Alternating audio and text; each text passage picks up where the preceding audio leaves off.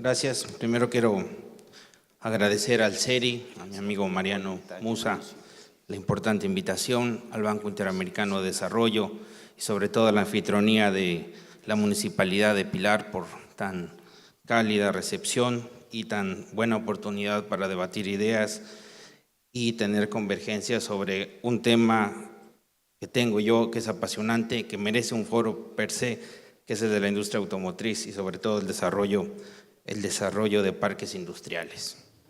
Porque es un evento que patrocina el BID, no puedo dejar de mencionar a un mexicano eminente, un mexicano del siglo XX, del hacedor del siglo XX mexicano, Antonio Ortiz Mena, que fue secretario de Hacienda durante 12 años y fue el segundo presidente del Banco Interamericano de Desarrollo.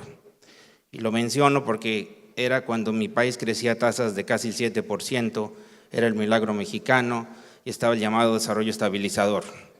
Y eso permitió, ahora sí, a contra de la ortodoxia y de la tecnocracia que ha dominado los últimos 30 años en estas latitudes, tener una mano visible que diera formación, rumbo a la actividad productiva mexicana en la industria automotriz y per se con parques industriales.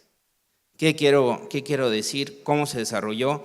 Aquí han hablado de especializar los procesos productivos en las industrias. El caso de México de la industria automotriz es un caso de éxito porque desde el gobierno se especializó y con un sistema político en el que el vértice del poder es el presidente mexicano, el presidencialismo, sintetizado con una frase: si el jefe no quiere, no se hace nada. Tuvimos la suerte que los presidentes después de los años 40 empezaron a tener sobre todo el decreto de 1962, el decreto presidencial, que iba a transformar y a desarrollar a México en el primer polo automotriz de un país de tercer mundo, que se sintetizaba y seguía con algo muy claro: si quieres vender vehículos en México, puedes importarlos, pero a cambio tienes que establecer una planta armadora con distintos cupos. Y se iba a ir conformando un mayor número de cupos de importación a una mayor producción de coches importados libres de arancel. Eso posibilitó que hoy en día de los 32 estados de la República tengamos una industria automotriz donde 12 estados de la República tienen plantas armadoras, 8 estados de la República tienen plantas armadoras para transporte pesado, autobuses, camiones, tractocamiones, y 26 estados de la República sean parques industriales dedicados a las autopartes.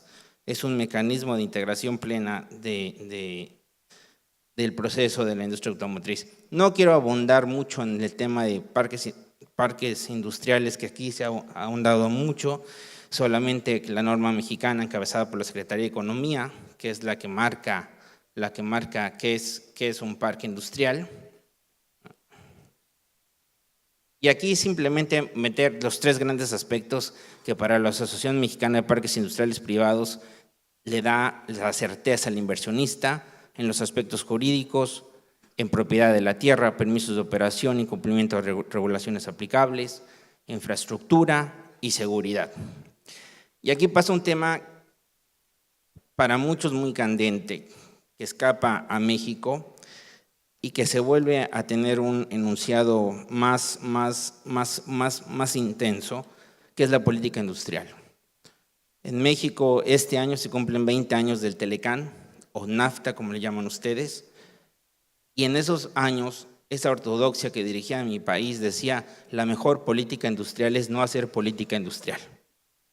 ¿Qué ha pasado? Tenemos un gran dilema en México. Tenemos una competitividad exportadora que nos ha permitido en la industria automotriz ser el octavo productor a nivel de vehículos ligeros, de acuerdo al último a cifras del primer semestre de 2014, y si continúan este año estaremos desbancando a Brasil para pasar al séptimo lugar. Somos la cuarta potencia exportadora de vehículos, pero estamos creciendo a tasas del 2% en los últimos 30 años. No es suficiente la industrialización, y estos enunciados fueron resultados de las políticas públicas que enumeró el presidente Enrique Peña Nieto en México, que es fortalecer y desarrollar el mercado doméstico con la misma solidez que el externo. Me parece fundamental. No basta nada más tener parques industriales y no basta nada más exportación, es la gran lección mexicana, porque cuando tenemos grandes grandes crisis en el exterior como la del 2008 en el sector automotriz, ¿cómo vamos a dejar de ser menos vulnerables ante las crisis del exterior? Aquí voy a continuar. Un punto nada más. Esto de política industrial tiene un punto formidable para México, que cualquier país, y a lo mejor es muy duro, pero establece que el gobierno no puede hacer todo, pero tampoco la iniciativa privada lo tiene todo. Es un diálogo del sector privado, del sector público para tener una mayor participación en competitividad. Y aquí viene, ilustro el mapa de México, cuáles son las verdaderas zonas geográficas ganadoras del proceso de México en la globalización. Y aquí, aunque no es un tema industrial, sí vemos claramente un país balcanizado productivamente. Del sur-sureste mexicano no hay absolutamente ninguna planta industrial ni desarrollo de parques industriales, lo que fracciona terriblemente a mi país. Es una gran asignatura. Como decía Samir Amin, esta es una muestra clave entre un norte mexicano, un norte tejano y un sur guatemalteco. Y curiosamente el Pacífico es una de las áreas geográficas de mayor cultivo de narcotráfico, donde tampoco hay casi actividad. Y dos, en la parte logística, al ser un país bioceánico y al tener un punto de vecindad, que decía Porfirio Díaz, una de las razones para hacer la Revolución Mexicana, decía: pobre México de Dios, tan lejos, tan cerca de Estados Unidos y tan lejos de Dios. Creo que el caso mexicano en estructura de parques industriales no es solitario si no se habla de la relación con Estados Unidos.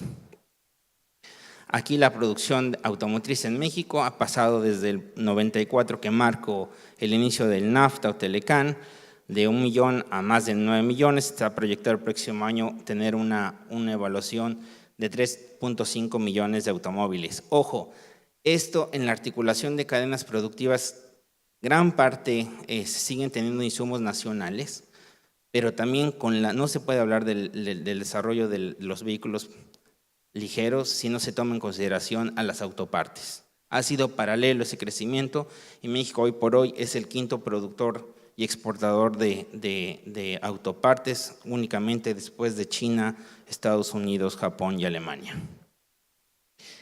Aquí quiero hacer una acotación. Se ha desarrollado en este foro y se ha insistido mucho en el desarrollo del mercado interno. Insisto, es una clave que habla de la debilidad de México cuando enfrenta dos grandes industrias automotrices, una boyante, que es la exportación, y una deficitaria. De nuestros casi 3 millones de vehículos que se van a producir este año, el 82% son de exportación y solamente el 18% menos se queda en México. Pero aquí, ¿por qué pongo estas cifras comparando con Argentina, con nuestro país anfitrión? Porque el mercado interno mexicano indica que vendemos 1.063.000 unidades anuales, y el caso de ustedes el año pasado, casi 1 millón. La gran diferencia de que Argentina tiene una tercera parte de la población de México. Entonces, ¿en qué se traduce que no hay un mercado interno desarrollado? Primero, la vulnerabilidad del exterior, pero segundo, si no hay un mercado interno de lo que sea desarrollado, cohibes las posibilidades de desarrollar más parques industriales, cadena de insumos nacionales de todos estos productos. Para terminar, aquí hay un tema que se ha hablado mucho de la industrialización, pero quiero poner un dedo en la llaga en el que México tiene la alerta, como una alerta prácticamente de Estado. Aquí, como bien lo pongo, la industrialización de México disminuyó de 21% del PIB a 18% en el periodo 2000-2012 y un proceso paulatino de desindustrialización a la par de una disminución de la participación de México en el comercio global de 2.7 a 2.1. En el 2025 se supone que solamente México, que es el país, la potencia exportadora de América Latina, será de 1.8%. ¿Qué quiero decir con esto? Que la estrategia de planeación de parques industriales, de desarrollo industrial, etcétera, ya no es nada más una facultad nacional. En el caso de México, nos guste o no, tenemos una suscripción al mercado más grande del mundo con NAFTA, y viene este debate: ¿qué va a pasar después de 20 años con el NAFTA? Porque, como también se ha enumerado, el caso de China. la zona a la que México pertenece comercialmente, en ese dilema entre un norte económico y un sur político, más allá de este tema que estamos manejando, es que se ha reducido la participación de NAFTA en el mundo de 19% en 1994 a 13%, y esto tiene una clara incidencia en la competencia o posibilidad que tiene México, Estados Unidos y Canadá con China. Y retrato esto y sostengo el contexto regional mexicano con Estados Unidos y con Canadá, porque sin esta industria no se hubiera desarrollado la industrialización de México con 23 polos de acción, y dos, porque sin esta industria no hubiera existido la posibilidad de institucionalizar una relación comercial dependiente de México, que es con Estados Unidos y con Canadá. Por eso me parece fundamental. Y para terminar, una de las cuestiones clásicas de ahorita que están más debatiendo en México es la del tema energético. Plantea una serie de innovaciones, una serie de energías alternativas también que se debe de participar, y también el tema fiscal, el tema medioambiental y sobre todo la integración de nuevas regiones a cadenas productivas para evitar esos procesos de esa palabra tan terrible que se llama balcanización de un país, de una balcanización productiva. Muchas gracias.